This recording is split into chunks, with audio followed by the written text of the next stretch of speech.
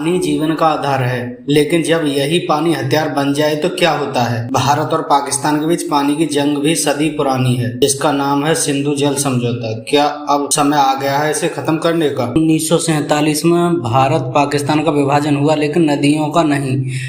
सिंधु नदी और इसकी 5 सहायक नदियां रावी, ब्यास, सतलुज, झेलम और चिनाब भारत से निकलती हैं और पाकिस्तान से होकर समुद्र में गिरती हैं। भारत के हाथों में था पानी का स्रोत और पाकिस्तान के पास ही पानी पर निर्भर था। तनाव बढ़ा और एक नया संकट जन्मा, पानी का बंटवारा कैसे हो। तनाव को खत्म करने के लिए अमेरिका और वर्ल्ड बैंक ने मध्यस्थता की। करीब 9 साल की बातचीत के बाद 1960 में सिंधु जल समझौता साइन हुआ।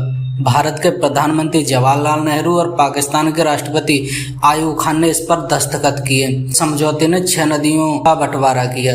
3 पूर्वी नदियां रावी, ब्यास, सतलुज भारत को मिली और 3 पश्चिमी नदियां सिंधु, झेलम, चिनाब पाकिस्तान को मिली। समझौते के तहत भारत को अपनी पूर्वी नदियों का पूरा मिला। वहां डैम, नहरें, बिजली प्रोजेक्ट सब कुछ बना सकते, लेकिन पश्चिमी नदियों पर भारत का हक सीमित रहा। भारत इन नदियों में सिर्फ 20% पानी इस्तेमाल कर सकता, वो भी बिना पानी रोक कर, यानी बहाव को बाधित किए बिना।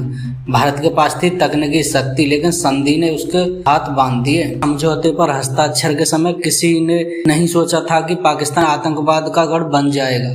उरी अटैक, पुलवामा हमला, कारगिल युद्ध, बार पाकिस्तान ने भारत को चोट दी, लेकिन भारत ने एक भी बार सिंधु जल समझौते का उल्लंघन नहीं किया। भारत का ये बड़ा दिल अब भी सही है। 2016 में उरी अटैक के बाद प्रधानमंत्री मोदी ने साफ कहा, पानी और खून एक साथ नहीं बह सकते। भारत ने पश्चिमी नदियों पर अपने पुराने रुके हुए प्रोजेक्ट फिर से शुरू किए, जैसे किशनगंगा डैम, रतलैल प्रोजेक्ट। यह भारत का पहला संकेत है, अब पुराने नियमों को चुनौती दी जा सकती है। पाकिस्तान बार बार वर्ल्ड बैंक और UN के दस्तावेज खटखटाता रहा है, लेकिन अंतर्राष्ट्रीय मंचों पर भारत ने बार बार अपना पक्ष साबित किया। 2023 में भारत ने पहली बार साफ शब्दों में कहा, समझौते को रिवाइज किया जाए। अब परिस्थिति वैसी नहीं है जैसी 1960 में थी। भारत कानूनी तौर पर सिंधु जल समझौते से बाहर निकल सकता है, लेकिन इसका असर अंतर्राष्ट्रीय राजनीति, पर्यावरण, भारत पाक संबंधों पर पड़ेगा।